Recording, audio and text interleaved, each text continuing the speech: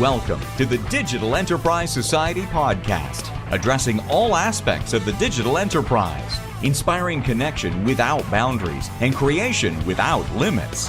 Thank you for tuning in. Here are your hosts, Thom Singer and Craig Brown.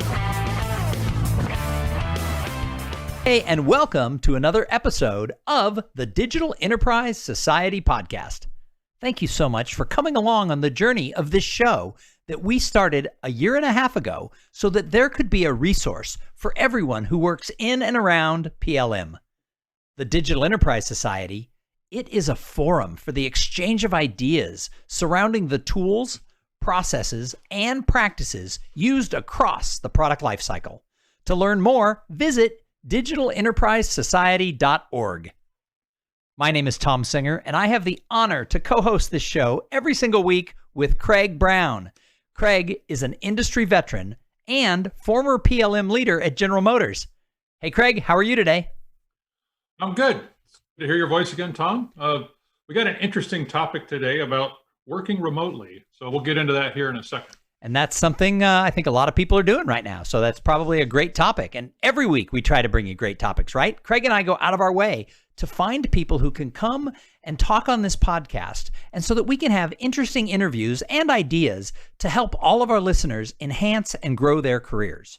So today we have Nick Holian, and he is the Regional Americas, I'm going to mess up your title here. You got so many words in it.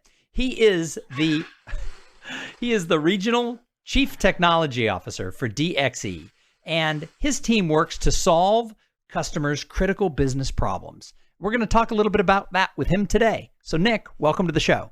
Thank you. Glad to be here. So Nick, why don't you tell us a little bit about your background? How did you get started in this whole world around digital enterprise and PLM? So real briefly, I started off as an OS test engineer working on our industry standard servers back in the days of Compaq. We then merged to form HP. I continued that work, but I got really good at breaking the environment. So then I started helping fix what I was breaking as a mechanical engineer. I did some work there, some work as an electrical engineer, a chip designer, and software development. I then moved out of industry standard servers to our business critical servers in Fort Collins, Colorado, working on our Superdome platform, again, helping design the next generation of those. That was when I really saw that there was a huge gap between the legacy Compaq world and the legacy HP world. So then I worked to start merging those two groups together from a tools and technology perspective, specifically mechanical engineering, electrical engineering, and PLM.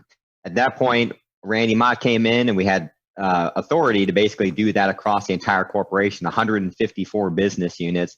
We collapsed them down to a single PLM solution, a single set of mechanical engineering tools, electrical engineering tools, and all the other tools, and we created a single high-performance compute platform, taking 300 individual engineering closets down to one supercompute farm in our Houston data center.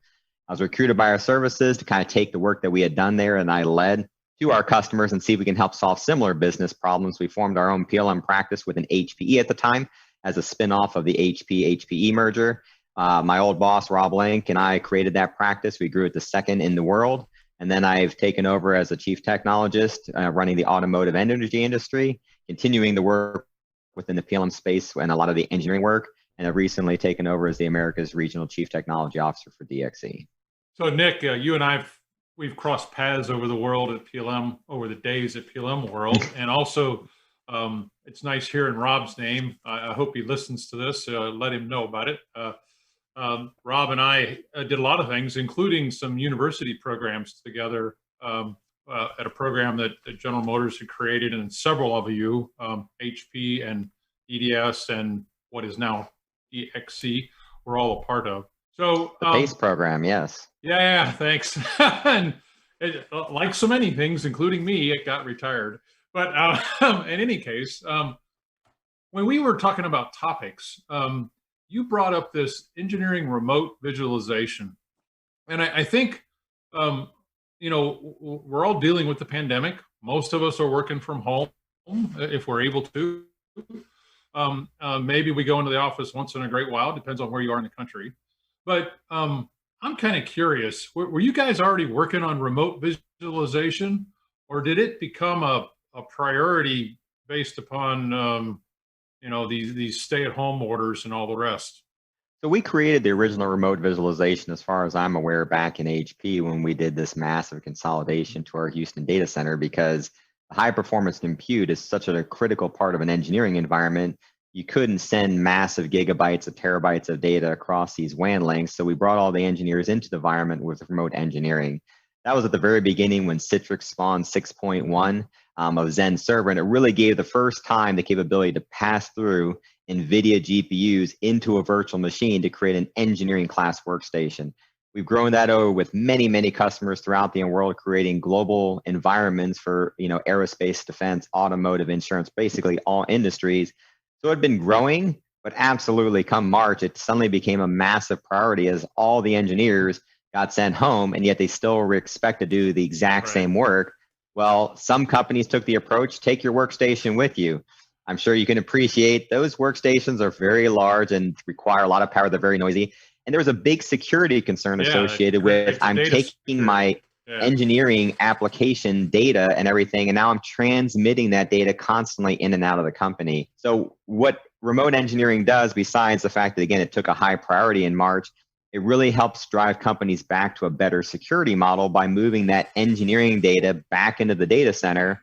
And what's transmitted across the wire is, again, the information change on the screen, which is pixel changes. It's not the actual digital data itself. So let's dive into the technology for a second. So instead of it being a high performance, we used to have it at GM, these Corvette workstations, right? I mean, they were just a high-end HP workstation, as I recall. And when people started being told, oh, no, all you need is your laptop with a decent display and it'll work just as well. Well, there was lots of consternation about that, right? About the network not being able to support it. And in fact, where you and I both worked for a while, we found network problems, right? As we started to roll out central HPC. So what's the technology that's really enabled remoteness? I mean, part of it's got to be the networks have become a lot more reliable, but they've also become a lot faster and secure. I mean, can you summarize for us how that happened? Yeah, and so one of the things is when you move to this type of a technology, while you're dependent on the network, just like we were dependent on the network previously to get licenses and all those things, that fundamental dependency hasn't changed. What has changed is now we're in a very deterministic. So back when we had these machines and we were moving data in and out of the PLM environment, we would be going from I'm working locally using no network for all intents and purposes, to now I'm loading gigs of data into PLM, and then I'm pulling gigs of data. And so it was very much nothing or the network is never enough. Now, a lot of the transmission protocols handle things like jitter and all the other technical issues with networks. So they do retries and all that. Eventually you get there. When you're talking about moving to a remote engineering environment, the size of my screen and the amount of information that's changing on the screen really dictates how much pipe I need. And we're going from gigabytes to kilobytes on average. Right. So, but I can measure that, and I know if I have one engineer, I can average 400 to 500 kilobytes per second. So I can design for that now, as opposed to theoretically, what do I need? I know when you're in IT, the business would come and say, I need more. Well, how much more? I don't know, but I know I need more. And so it's never could give enough. But at times you look at the pipe and you go, you're only using 10%, and the next day they're using 100%. So we can now mathematically measure it. And since we're streaming video information, it's just like a TV. If you lose a packet here or there, who cares? Right. Because as you're moving and rotating, your eye can only see 29 frames per second. That's what TV is broadcast at. These machines are rendering 60 frames per second. Right. So that data loss now becomes less relevant. Where you have the correlation of the mouse movement, it's amazing. We actually have talked to a couple automotive companies in GM, formerly in the past, and the engineers, when they started adopting this technology, there was a different experience between my local mouse on my local PC and now this remote mouse. And they noticed it for the first hour or two. And then they came back and said, I stopped noticing it because I just adapted. So as humans, we have this great ability to overcome these changes in our work environment very easily. So even though the experience is different, the only difference is I got to adapt over a period of time. And again, it's usually a few hours. And then that latency that used to be there suddenly just disappears. But the amazing thing is the performance of the workstation, since it's in the data center now, never changes no matter where I am in the world. Right. And that I think is the real eye opener to let's say the simulation expert who's used to doing this on a machine he or she controls. Well, now she's getting this reliable service that they don't control. They don't have to reboot the machine. They don't have to load it. And, it's amazing how much time our simulation guys and gals spent reconfiguring their workstation, right?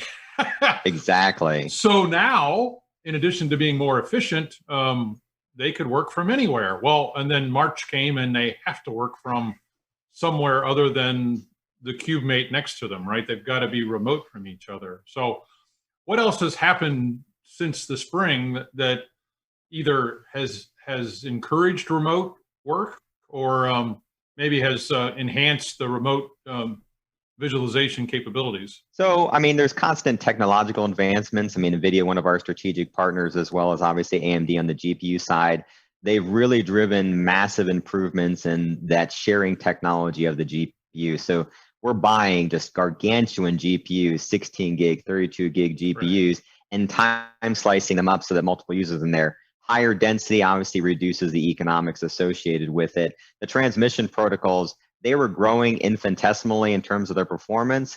In recent years, and definitely in the very recent, have really taken leaps and bounds to, again, overcome that high latency. We have customers, I can give you some public examples. NEVS, National Electric Vehicle Sweden, they have engineers throughout the entire world going to that one data center. Another customer, can't mention them by name, has hundreds of engineers going to our Alpharetta data center where everything is now concentrated, their high performance compute, their PLM systems, and all their engineering desktops. One of the super cool things that came as a value out of that for those groups is the data, since we're no longer transmitting data anywhere, if I need to share a file with you, historically what ended up happening is if I was in another country, I would save it locally to my PLM cache. Right. You would be in another country and you would be waiting for that cache to synchronize across the world, or if you really needed it, you would check it out and PLM would automatically sit there and say, well, it's somewhere else in the world, let me go get it for you. A few hours later, maybe you'll get it. Now, as soon as I save it, even though I'm on the other side of the world, you have instant access to it because our machines are co-located in the same data center with the PLM. So the time savings on engineering has been astronomical.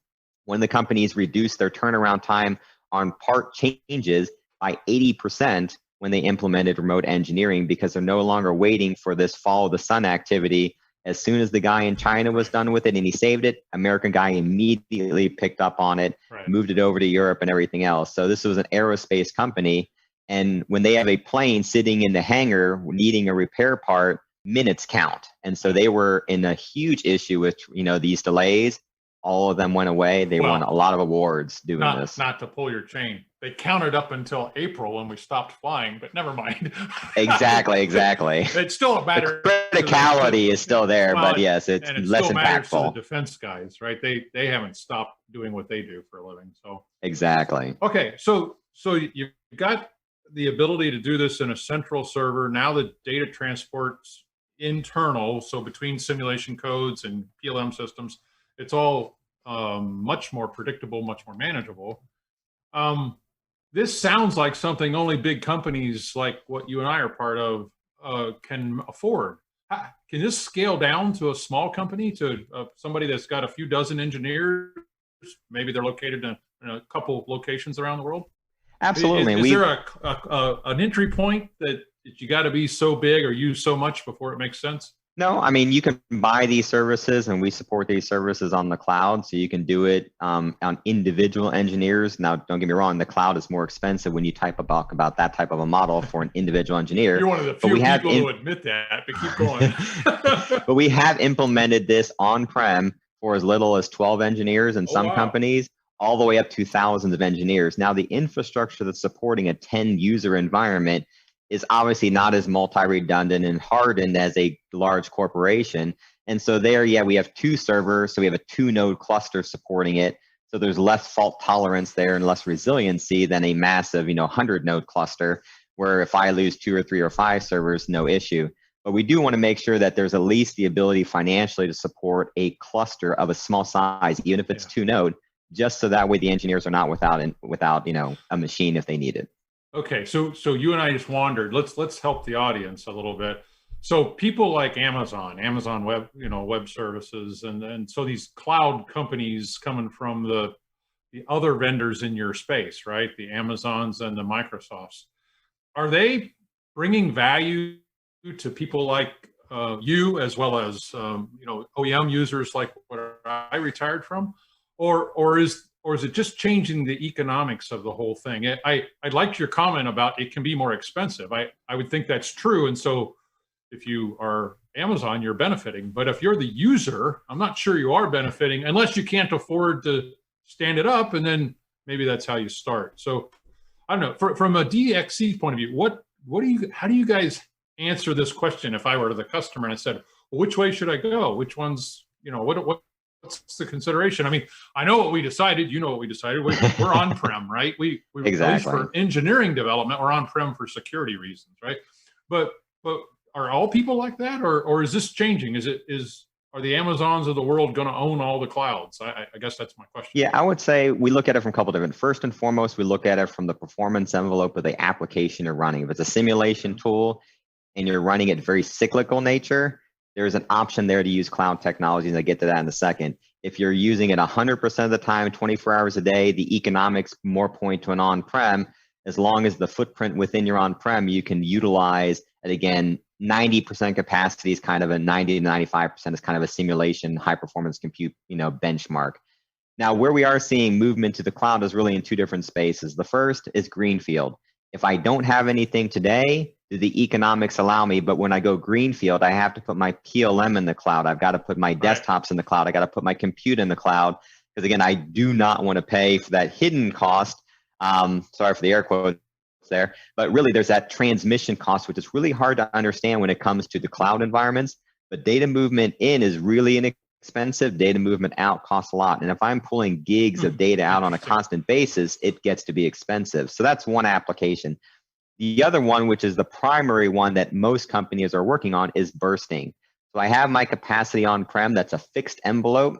And what I do is I enable, and this is where we help a lot, companies to create hybrid environments. So whether it's a high performance compute, the desktop, resources within the PLM, there are times when all of a sudden a major issue comes up. I know that never happened to GM, but a major issue comes up or something like that, a recall event, and we need a lot of compute power, a lot of resources, really, really short term, burst into the cloud. It's more expensive, but for a short time, I can expand my performance envelope as I need to, and then I shrink back. Or I have a very short-term project. Well, do I want to take over and buy some new equipment, which is a long procurement cycle? No, get that very short-term project done in the cloud. So there are absolutely some very good use cases that have good financial value bursting into the cloud, or again, greenfielding into the cloud. And again, wherever the human has to sit, the analyst or the chief engineer or whoever, they can sit anywhere in the world and still get the same benefit of bursting. They don't have, the remote ability is already there. It doesn't matter which one you choose. It's just I guess an economics discussion. Correct. So there was one other thing brought up about third-party cloud providers. At least it was always on my mind. It's this whole thing about security. And I'm not really too concerned about security of my competitors. I was more concerned about security. Why did these guys build, all of them? Why did they, Google, Amazon, I'm talking about, why did they build all the services they did? Well, there's a couple of them that are really straightforward about this. And they say, well, it's all about the data analytics. They want to provide the data services so they can study and improve their AI and machine learning. Okay, this is kind of cool, except I don't know that I really want them studying my company that way. So does this come up in your discussions that the security of the data, the ability to interpret the data is so important to the original equipment manufacturer that they don't want to put it in an Amazon cloud? Or is that just a bogus argument? No. It comes up in almost every single conversation. Okay. Security for sure. And I would say we approach it in two different ways. One, the data we move in there, we encrypt it in transit, we encrypt it at rest so that only the OEM and its employees have access to that data. And secondly, when we're looking at those bursting, what we want to do is look at the importance of the data that we want to burst. So when we say burst, we just don't burst any data. And I'll use an example in the simulation space, regression testing. I have a large fleet of things I need to revalidate. Well, not only that, is it less critical from an information perspective? If it were to get out, it's all legacy parts and other legacy information. But more importantly, if I don't get answers to those, because usually when you go to cloud, you're on less performance machines generally than what I have on-prem, because that's a general compute environment as opposed to a specialized compute environment. And so when we target going to cloud for these types of activities, we're looking at the security of the information itself, the criticality of it, as well as the time-sensitive nature of it. So if I were not to get an answer back in time, what would I do? And then again, if the data were to leak, what's the criticality? That allows us, when we build our queues, to again move the right information in and out of the cloud to address some of those security concerns. Well, Your most far-reaching prototypes, yeah, most companies are not willing to put it there. I think your response is wonderful. I think there's way too much smoke and mirrors about security. You know, everything's got to be locked down. That's extreme. That's not necessary. Your example about something that's already out in the field, well, you just go buy one and take it apart, right? I mean, so I don't think you know, security, it needs to be discussed the way you did about, well, you know, how stale is it, or how super secret is it, right? I mean, if you can get one from the dealership, it's not very super secret. So yeah, and I'll give you a great example of the security thing. So I was actually working with a company. They were hyper secure. I mean, crazy secure about their digital data, and they kind of forgot about their prototypes that they had. And so somebody had actually gone and taking all their information, recreated it. And when they went to go launch this product, this is the story they're telling us, they were at a conference.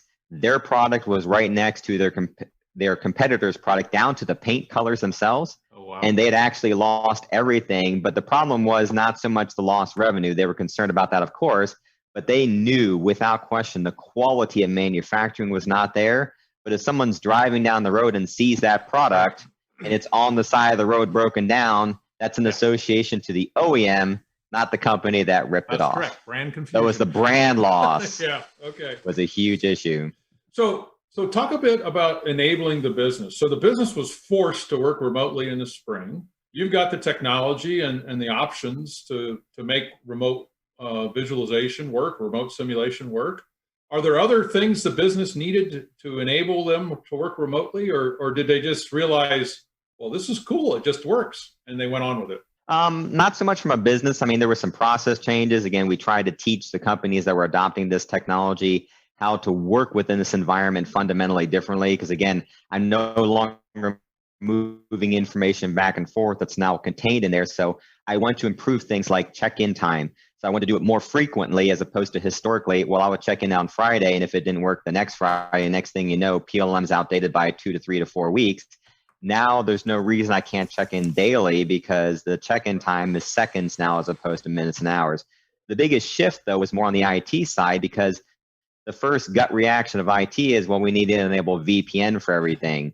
Well, that also enables the access of everybody to everything, as opposed to what we want to do, which is use gateway services. So that way I connect to a service, my gateway authenticates me, hopefully with MFA, and then I get redirected to the one resource, which is my desktop. I'm not having to open up the entire company network to, again, this PC. And if this PC is at home, as much as we love our homes and everything, they're less secure than some of our corporate networks.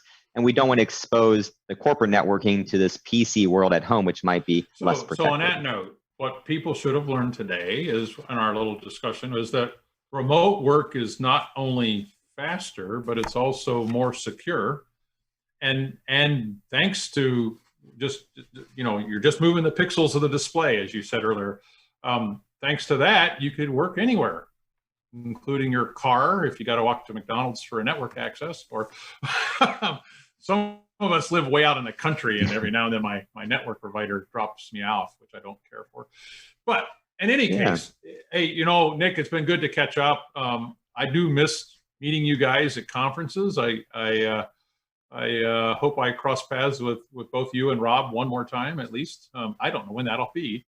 But, you know, with that, thanks for joining us. Thanks for being a DES board member. We didn't have time to talk about that, but the Digital Enterprise Society, we are trying to bring interesting topics and keep the discussions going, especially in these times. So thanks again. Thom, I'll hand it back to you. Well, so before I let him go, I'm actually going to ask him a question about that, because one thing I always like to do when I get really smart people like you, Nick, here on the podcast is go to a little career advice for the listeners. Not just talk technology, but let's talk career advice. And you're someone who has always been really involved in the industry. You were pretty involved back in the former PLM world. You're currently a board member of the Digital Enterprise Society, which we thank you for that participation. Why do you think it's important for people to get involved in organizations like Digital Enterprise Society and other things within their industry? How does that help their career? Why do you do it? A couple different things. One, obviously the networking exposure out there, getting your own brand out there. It helps with that. It helps understand who are the other industry experts, who are going to get mentoring from. It gives you the ability to provide mentoring to others. One of the old adages, if you can teach it, then you know it. So it helps you understand where your own personal gaps are, where you need growth in by understanding what you can and cannot teach. And then just gives you the large body of people that you can go out there to help answer questions. We don't all know everything. And so if I have an emergency situation, I need to help. These forums, these groups out there within the industries or even cross industries, as DES is across all industries, the goal is to be able to provide areas for which people to have personal development in, growth development in, and then just open it up to people that you maybe lost contact with that you can reach out to, again, further your own individual careers. So I talk to a lot of people who are like, Thom, you always recommend getting involved in whatever industry they're in. But I don't even know how to do that. So obviously you've done a good job of it. How can someone who maybe is a little bit up and coming in their career and they're like, all right, I'm going to listen to what they say. I want to get involved with Digital Enterprise Society as an example. How do people even do that? So if you contact any of the board members, each of the board members represents an area within the Digital Enterprise Society. We have a lot of subcommittees that we work on to help support different things, whether it be podcasts like what you're listening to right now, whether it be some of the, we'll put you on a podcast. Exactly. Some of the marketing activities. So as an enterprise society, we have a lot of different functions. Contact a board member. They can get you dialed into one of the subcommittees. From there, you can understand how to get more involved in leading a committee to eventually, potentially becoming a board member yourself. So the easiest way is just to reach out to us and we'll get you involved in any way we can. So give us a real positive anecdote of how you're being involved for so many years in a variety of different industry groups. How has that helped your career? I mean, it's given the ability to get involved in things. And, we talked about in the very beginning, presenting on keynotes and, getting that industry exposure. But just the more exposure you have, the more brand awareness you have out there, the more contacts you have out there, gives you the ability to demonstrate your sphere of influence. Companies look at what can this individual bring to my company. And part of that is the contacts and the sphere of influence you have and the expertise you have. So being able to represent that through things on your resume, like involvement in these industry forums and participation, again, it can only help you in your career. Absolutely. Well, and go ahead, just Craig. like today's interview, you're clearly very comfortable, and learning to speak publicly and get your ideas across is part of that as well. This is a great way to start that, right? This is not that big of a forum, but at the same time, the conferences like PLM World and now Realize Live, those are places to get out there and press the flesh, present as well as listen. And it comes up. It's scary to present, but you should present, and you'll learn a lot. And it comes up from so many of the experts. The same words tend to come back in this career advice sort of ending section. Every single week is always about that personal brand, about mentors, and about your network and your contacts. That's how you get ahead in any industry. So thank you so much for sharing and for being here with us today, Nick. Appreciate you. Thank you, guys, and great to see you guys again. Yeah, great to see you. Hey, everybody, make sure you come back every single week because Craig and I are always bringing really fascinating guests that are going to help you advance your career, because this is the place to get more ideas, more thoughts, more information in and around a career in product lifecycle management. The Digital Enterprise Society, it is the place for the exchange of ideas around digital manufacturing tools. Go check us out right now at digitalenterprisesociety.org. You've been listening to the Digital Enterprise Society podcast. Learn more about what you've heard here today at digitalenterprisesociety.org. Join us again next week for more connection without boundaries and creation without limits.